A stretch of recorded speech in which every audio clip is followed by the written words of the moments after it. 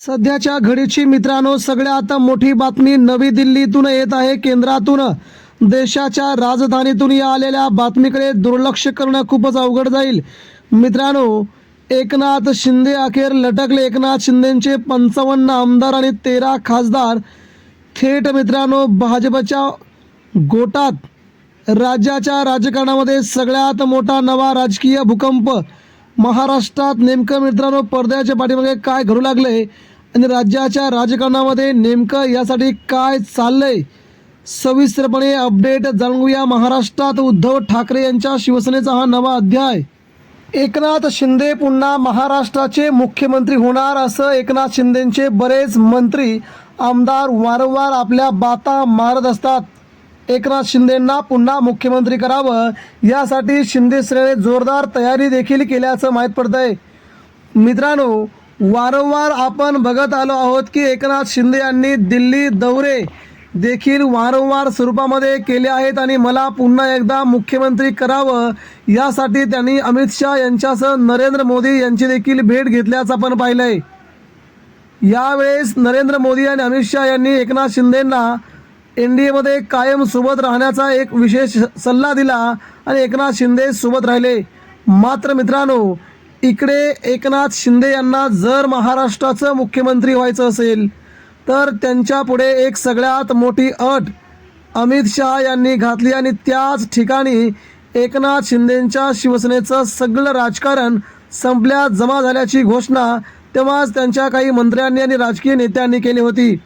उद्धव ठाकरेंना सोडल्याच्या नंतर एकनाथ शिंदे यांनी खूप मोठी चूक केली होती. भाजपच्या केंद्रीय नेतृत्वाला आता माहीत पडलंय की एकनाथ शिंदेंचे परतीचे दोर आता ठाकरेंनी कापले आहेत. एकनाथ शिंदे आता स्वतः महाराष्ट्रात एकटे सत्तेविना राहू शकत नाहीत. तेव्हा त्यांना उरला पर्याय एकटाच, भाजपा. त्यामुळे भाजपा सांगेल तसं वागणं एकनाथ शिंदेंना नित्याचं आहे आणि भाजपा जे सांगेल तेच त्यांना करावं लागेल. आणि अखेर तशाच प्रकारची राजकीय समीकरणं भाजपाने पेरायला सुरुवात केली आणि त्या सगळ्यामध्ये एकनाथ शिंदे पक्के अडकल्याचं सध्या सगळीकडून जाणू लागलंय. मित्रांनो, ही राजकीय खेळी भाजपच्या केंद्रीय नेत्यांनी खेळल्याचं बोललं जात आहे. महाराष्ट्रातून देवेंद्र फडणवीस यांचा पत्ता कट करून त्या जागी आपण महाराष्ट्राचं मुख्यमंत्रीपद आपल्या हातात द्यावं यासाठी एकनाथ शिंदेंनी खूप मोठ्या पराक्रमाची कष्ट केली होती. परंतु देवेंद्र फडणवीस हे राजकारणातील एकलव्य म्हणून संबोधले जातात. त्यांना देखील याची कुणकुण लागली आणि त्यांनी सगळ्या इत्थंभूत बाबी नरेंद्र मोदी यांच्यापर्यंत पोहोचवल्या आणि एकनाथ शिंदे यांचा पत्ता कायमचा कट करण्याच्या हालचाली म्हणजे राजकीय समीकरणातून त्यांना बाजूला सारून सत्तेतून बाजूला करायचा प्लॅन आखला. मित्रांनो, भारतीय जनता पार्टीने एकनाथ शिंदे यांच्यासमोर नवा अध्याय ठेवला होता. नवी अट ठेवली होती.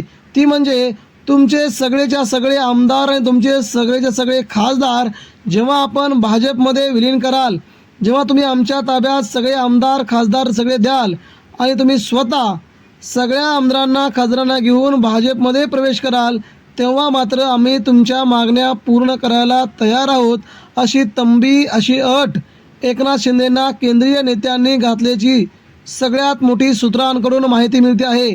एकनाथ शिंदे आता स्वतःला मुख्यमंत्रीपद घेण्यासाठी शिवसेना प्रमुखांची शिवसेना म्हणणारे एकनाथ शिंदे आता आपला संपूर्ण पक्ष स्वतःच्या भल्यासाठी भाजपमध्ये विलीन करणार का याकडे आता महाराष्ट्राचं लक्ष लागलंय.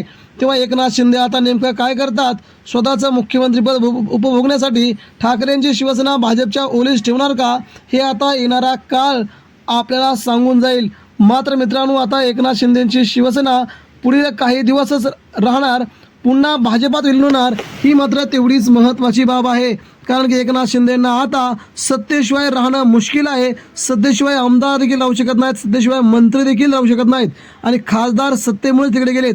भाजपने हे सगळं ओळखलं आहे आणि एकनाथ शिंदेंच्या शिवसेनेवरती नवीन राजकीय डाव आखण्यास भाजपने आता सुरुवात केल्याचं चित्र यावेळी सर्वांना जाणू लागलं आहे.